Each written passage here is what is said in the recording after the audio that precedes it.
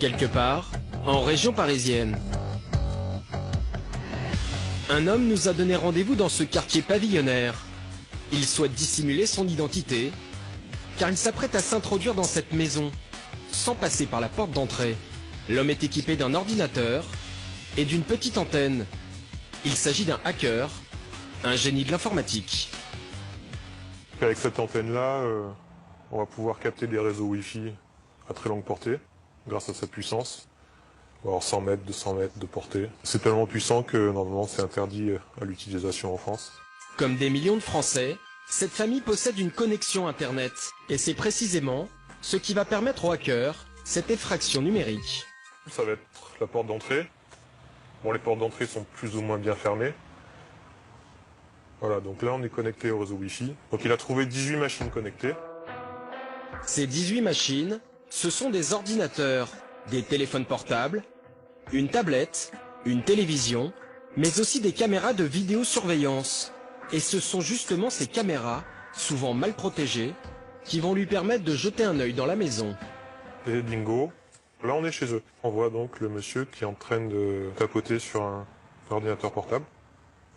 Ce qui serait intéressant maintenant, c'est de voir ce qu'il est en train de faire sur cet ordinateur portable. Et c'est exactement ce qu'il va faire. L'homme peut espionner en direct toute l'activité Internet du propriétaire, sites visités, photos téléchargées, mais aussi les achats effectués. En quelques clics, le hacker s'est invité dans l'intimité de cette famille. À l'image, nous découvrons une femme et ses 2 enfants, un garçon et une fille. À distance, l'homme active le son grâce au micro d'un téléphone portable. Désormais, il entend tout. Tata, tu peux envoyer un texto à Etienne là, sur mon téléphone. Tu dis on peut partir.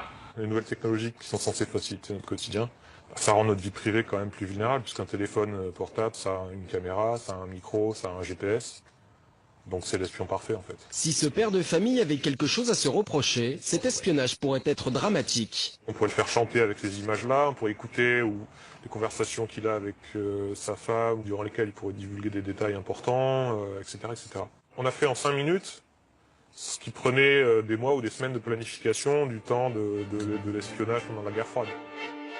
Pour cette intrusion dans la vie de cette maison, le hacker pourrait risquer jusqu'à 5 ans de prison. Mais c'est avec l'accord de la famille qu'il a mené cette expérience.